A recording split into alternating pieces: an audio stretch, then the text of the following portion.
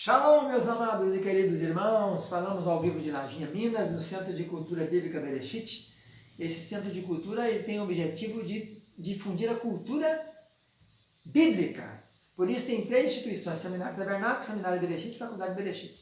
E vários cursos, básico, teológico, intermediário e bacharelado.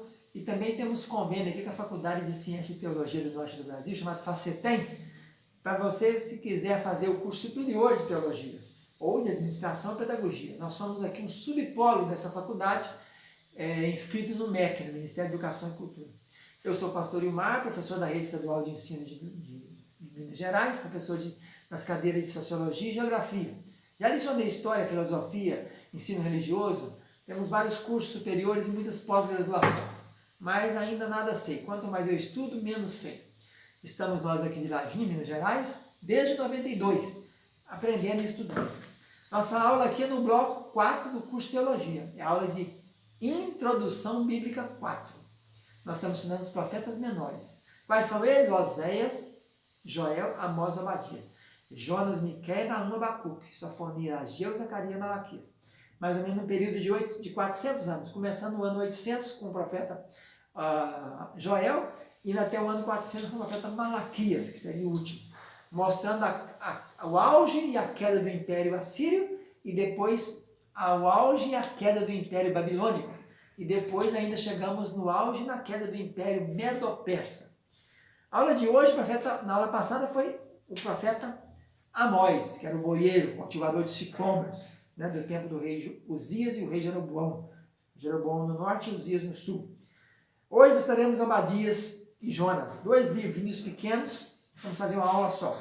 Obadias, a profecia dele é voltada para Edom. Edom, vocês lembram bem, Edom era aquele Esaú, quando estavam guerreando nas nações no ventre de Rebeca, né?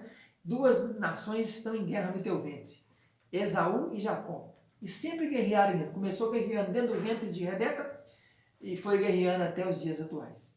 Então a profecia de Obadias era mais ou menos no ano 530 e poucos, ela tem foco Edom, que viu a desgraça do inimigo contra Judá e gostou, né? E aproveitou, debochou. E o profeta Jonas, que vai trabalhar com o juízo para Nínive, né? E Nínive vai se arrepender. Vamos começando por Obadias, então. Lembrando que esse período aí, Obadias, claramente é um livrinho pequeno, tem um capítulo só, com poucos versículos, né? Mais ou menos 21. O tema de Obadias é o grande pecado de Edom. E qual que era o pecado de Edom? Sorrir da desgraça alheia. Ver a violência contra Judá e achar bonito, e não ajudar. Edom, vocês sabem que Edom é o Esaú, descende de Jacó, descende de Israel, descende de Isaac, né? Isaac teve 2 filhos, Jacó e Esaú. Então, o antagonismo começa no ventre da mãe deles, Rebeca. Os filhos já lutavam no ventre dela, Gênesis 25 e 22. Continuaram a vida inteira guerreando e lutando. Quando Nabucodonosor invadiu Jerusalém e capturou, o Edom achou bonito, bateu palma, regozijou, né? E ele gostou da queda de Israel. Não teve dó dos irmãos dele, né? Por parte de sangue, na matança que foi feita ali. Então, depois tiveram a terrível derrota, depois em dias futuros, quando Ciro, rei da Pérsia, venceu e matou milhares de edomitas. Depois, outra terrível derrota deles tiveram sobre os Macabeus. No tempo dos Macabeus, eles derrotaram os edomitas também. E por último, temos o grande rei Herodes, que era edomita. Herodes era edomita, que reinou até o ano 4 a.C., do ano 40 até o ano 4. Ele descendia de Esaú. Então os edomeus se perderam de vista depois disso aí. Ninguém mais se fala depois do ano 70 em edomeus. Os versículos 10 a 14 indicam que o livro foi escrito depois da destruição de Jerusalém. Não se sabe nada de Obadias, ele não menciona onde é, filho de quem, parente de quem, escreveu como, onde, o lugar, nada disso. Então a frase-chave é: como tu fizeste, assim se fará contigo. Versículo 15. A mensagem é um aviso solene contra os perigos do orgulho e do antissemitismo. Quer dizer, atacar o povo judeu é antissemitismo, semita, né? E orgulhar. A profecia gira em torno de uma disputa antiga entre Edom e Israel, que é Esaú e Jacó. Os edomitas, como descendentes de Esaú, tinham má vontade para com Israel pelo fato de Jacó haver adquirido seu irmão o direito de primogenitura. a sentença de Edom por causa do seu orgulho e da sua maldade contra Jacó, e a libertação do povo escolhido e a inclusão de Edom no seu reino futuro. A lição espiritual é o especial e providencial cuidado de Deus para com os judeus e a certeza dos castigos para aqueles que abominam os judeus. Seu nome significa, Obadia significa servo, Obadia, servo, adorador de Jeová. Foi escrito depois da queda de Jerusalém, o propósito foi relatar a gozação dos edomitas quando houve a queda de Judá. É o menor livro do Velho Testamento. Os edomitas são descendentes de Esaú. Esaú é igual a Edom, não é isso?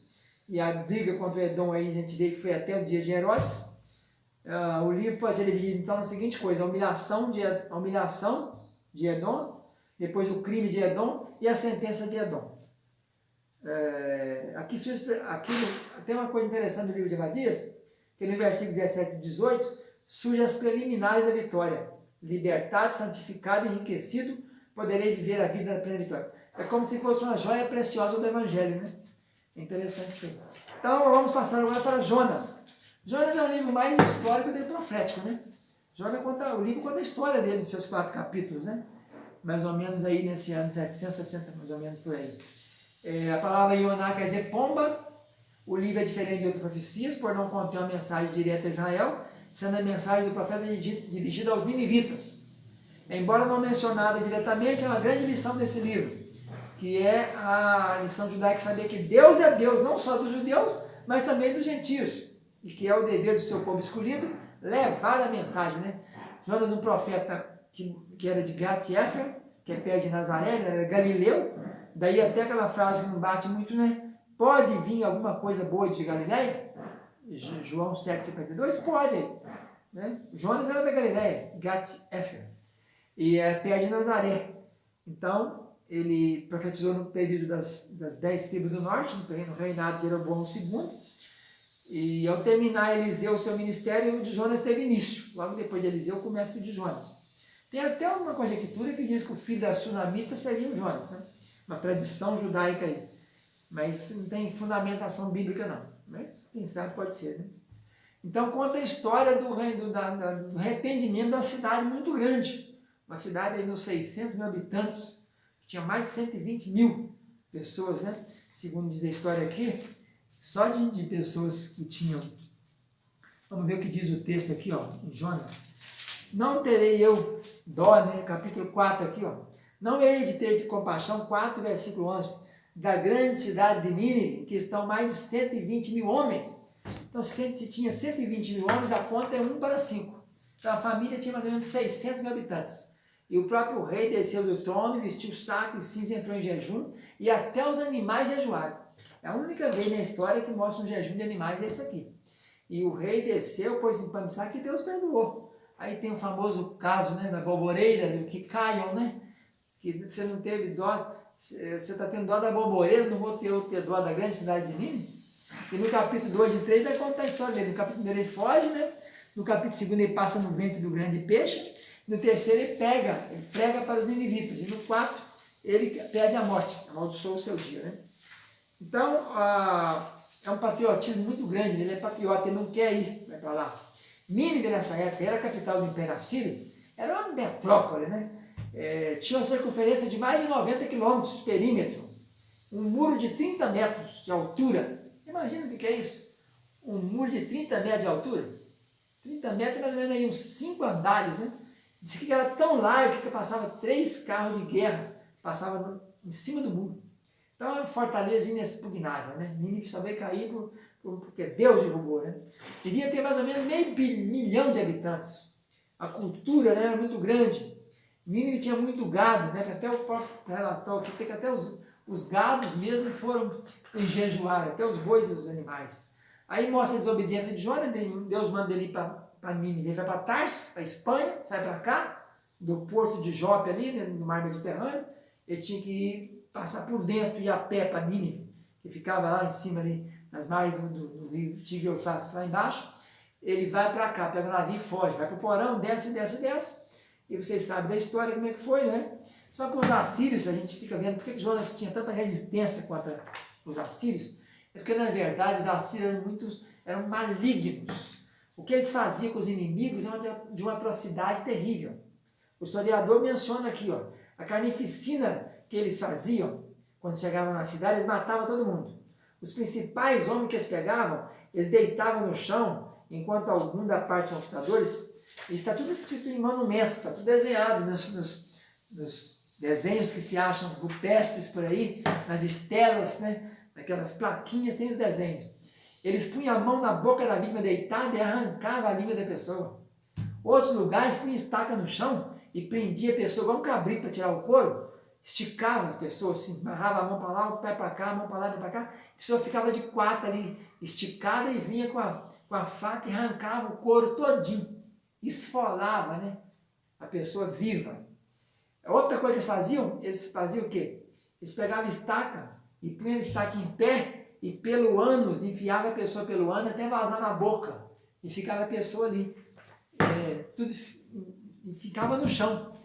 Então eles eram muito terríveis, eles eram uma coisa que nunca teve um império tão terrível, tão maligno para acabar com os adversários como esses assírios, né? Eles escalpelavam a pessoa. Então Jonas sabia disso, Jonas conhecia a fama deles. Então ele não queria de jeito nenhum que Deus tivesse misericórdia deles. Por isso é que ele não queria ser objeto de misericórdia na vida deles.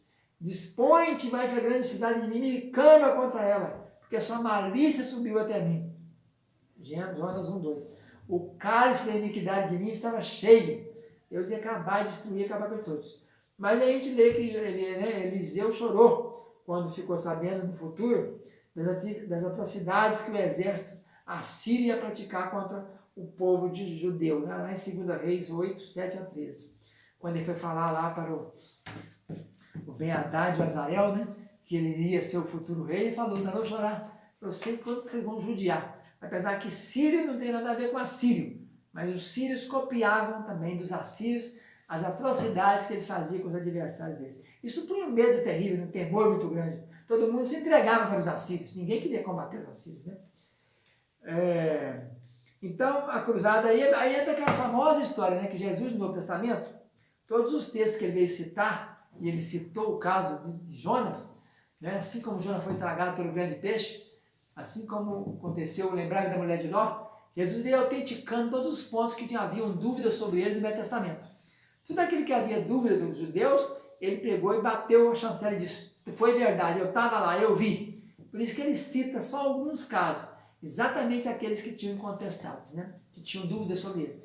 E esse caso do grande peixe no ventre da baleia, não é baleia, é grande peixe, o Dag de Meot, né? É histórico e é científico comprovado.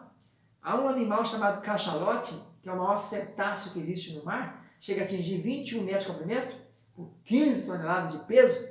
Conta a história aqui que já teve, no ano de 1891, foi achado um homem, um marinheiro britânico, dentro de um animal desse, e estava vivo, e viveu muitos anos depois ainda. Conseguiram abrir o ventre e acharam o homem lá dentro. Então Jonas podia ter ficado vivo também lá dentro, o homem estava desmaiado. E ele foi, depois de inconsciente, ainda viveu muitos anos.